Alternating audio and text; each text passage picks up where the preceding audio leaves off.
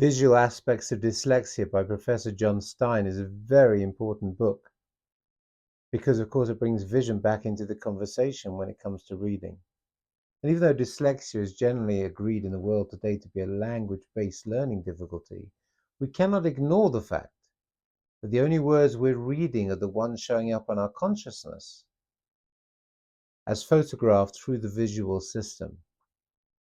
And it's not just looking at a word. Reading is a very dynamic visual activity as we move our eyes from word to word, together in perfect synchrony.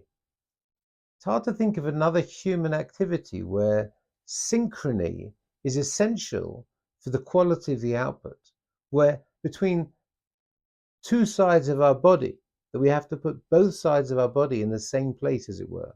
We never have to put both our fingers on the piano key, and that the quality of the sound is dependent on how synchronized those two fingers were being simultaneously on the same key at the same time.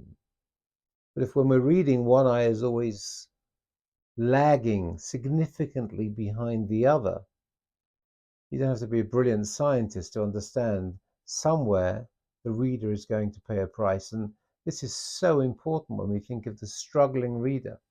I have recently heard about a patient who was told not to go to an optometrist because they've been diagnosed with dyslexia. That absolutely ignores the fact that I've just explained, that the initial part of the reading story is how I meet the page. How do I gather the information? Reading is that meeting place between vision and language. I look at the data on the page, as I said, and I turn it into meaningful words. That's the language part of the story.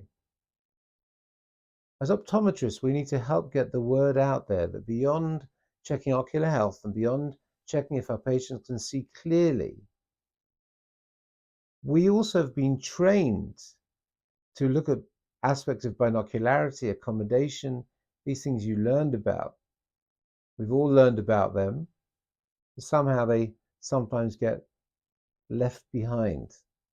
The last time I checked, reading is not a niche activity.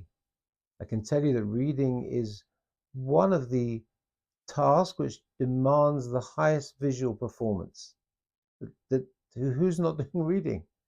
I'll tell you who's not doing a lot of reading is the people who are struggling either linguistically, but also people who are struggling visually, who get very tired, or who experience the words coming in and out of focus, or who experience the words doubling sometimes.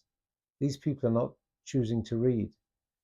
And the first step in the remediation of people who are struggling to meet the visual demands of reading is a thorough assessment,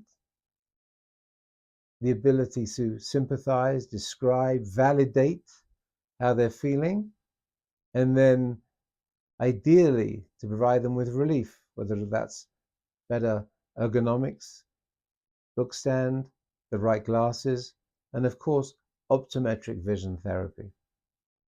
This enables the early reader or the child struggling to read, or the adult who's been struggling to read for so many years, sometimes it can be around just visual issues alone.